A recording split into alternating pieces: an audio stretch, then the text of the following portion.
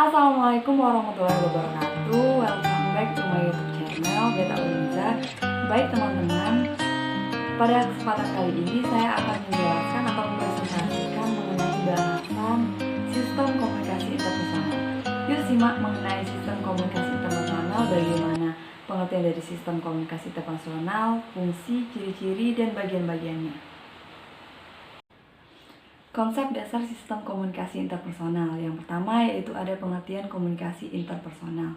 Komunikasi interpersonal yaitu komunikasi yang dilakukan secara langsung atau tatap muka antara dua orang atau lebih, misalnya percakapan tatap muka, korespondensi, percakapan telepon, dan sebagainya. Yang kedua yaitu fungsi sistem komunikasi interpersonal.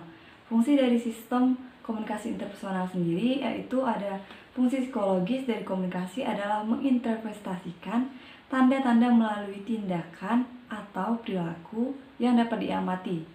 Proses interpretasi setiap individu berbeda karena setiap individu memiliki kepribadian yang berbeda yang terbentuk karena pengalaman yang berbeda pula. Sifat-sifat komunikasi interpersonal dibagi menjadi tiga, yaitu komunikasi bersifat simbolis, komunikasi bersifat transaksional, dan yang terakhir komunikasi menembus faktor ruang dan waktu. Di sini komunikasi bersifat simbolis berarti komunikasi pada dasarnya merupakan tindakan yang dilakukan dengan menggunakan lambang. Lambang yang paling umum digunakan dalam komunikasi antar manusia adalah komunikasi antar pribadi maupun interpersonal adalah bahasa verbal dalam bentuk kata-kata, kalimat, angka, atau tanda lainnya.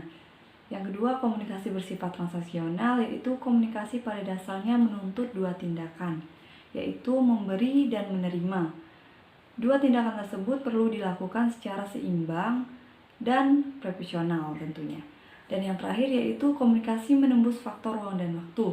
Maksudnya para peserta atau pelaku yang terlibat dalam komunikasi tidak harus hadir pada waktu dan tempat yang sama. Dengan adanya berbagai produk teknologi komunikasi seperti telepon, internet, faksimili, dan lain-lain, faktor ruang dan waktu tidak lagi menjadi masalah dalam berkomunikasi. Di dalam sistem komunikasi interpersonal terdapat 4 bagian, yaitu yang pertama persepsi interpersonal, yang kedua konsep diri, yang ketiga atraksi interpersonal, dan yang keempat yaitu hubungan interpersonal. Persepsi interpersonal. Persepsi interpersonal adalah memberi makna terhadap stimuli indrawi yang berasal dari seseorang. Di sini yaitu seseorang tersebut disebut komunikan, yang berupa pesan verbal dan non-verbal. Persepsi kini telah memperoleh konotasi baru sebagai proses mempersepsi objek dan peristiwa sosial untuk tidak menguburkan istilah dan menggarisbawahi manusia untuk sebagai objek persepsi. Di sini digunakan istilah persepsi interpersonal. Nah, di dalam persepsi interpersonal ini terdapat pengaruh-pengaruh faktor-faktor yang mempengaruhi persepsi interpersonal. Ya, yang pertama yaitu deskripsi verbal, yang kedua petunjuk proksemik, yang ketiga petunjuk kinestetik, yang keempat petunjuk wajah, yang kelima petunjuk paralinguistik, dan yang terakhir petunjuk arifaktual. Di sini saya akan membacakan sedikit tentang faktor-faktor tersebut. Yang pertama yaitu deskripsi verbal. Di sini deskripsi verbal ini terdapat mengenai teori AS. Teori AS ini mengatakan bahwa terdapat kata-kata tertentu yang akan mengarahkan seluruh penilaian kita tentang orang lain. Yang kedua yaitu petunjuk proksemik. Proksemik adalah studi tentang penggunaan jarak dalam penyampaian pesan. Dan yang ketiga yaitu petunjuk kinesik atau kinetic cues atau gerak tubuh.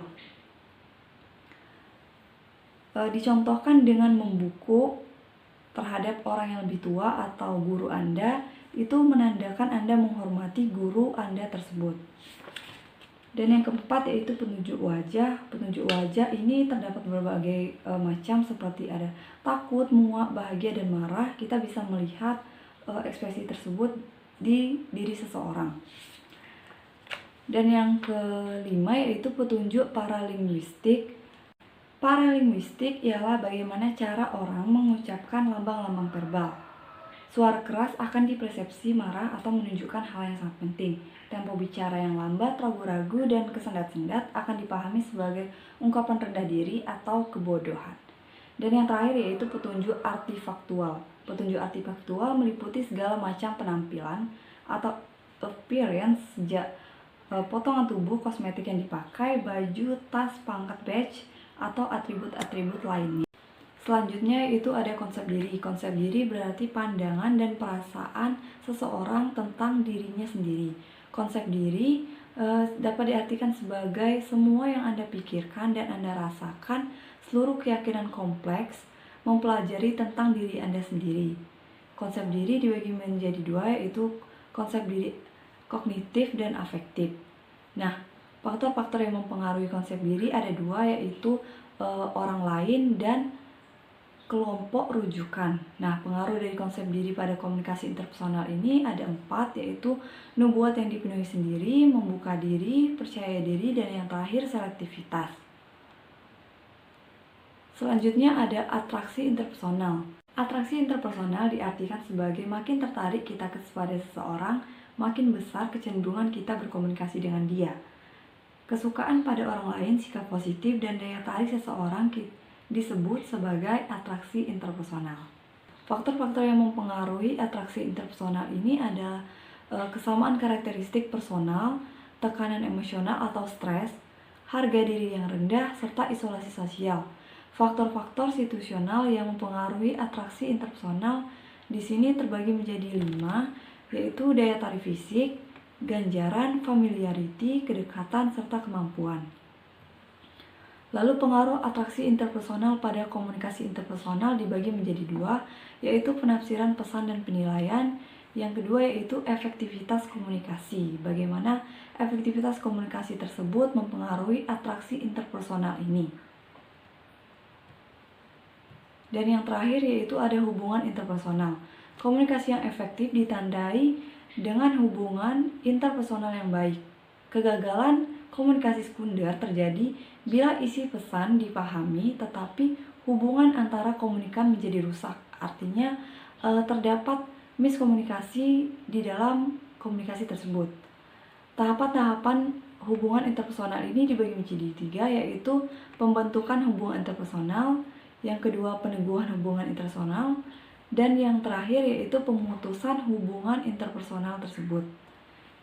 Baik teman-teman, mungkin itulah tadi bahasan mengenai sistem komunikasi interpersonal. Apabila ada kesalahan, saya mohon maaf.